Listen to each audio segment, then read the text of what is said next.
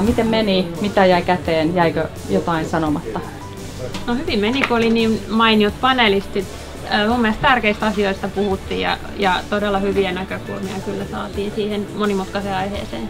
Mun mielestä päästiin eteenpäin ja sitten oli niin monta eri näkökulmaa, että itsekin oppii uutta. Sehän on nyt parasta. Mä oon ollut monessa paneelissa, niin on kiva aina kun kuulee jotakin, mitä ei ole kuullut, jota voisi hyödyntää omassa työssä, lainsäädäntötyössä. No sama juttu täällä. Mäkin yllätyin, että tuli niin paljon uutta tietoa muilta, että se on vähän niin kuin, että ai tommostakin tehdään ja ai tommosta on tolla, että tosi niin kuin hyödyllinen kokemus. Se keskustelu oli semmoista jotenkin, siinä unohtui, että oli tuossa paneelissa. Hyvä, kiitoksia.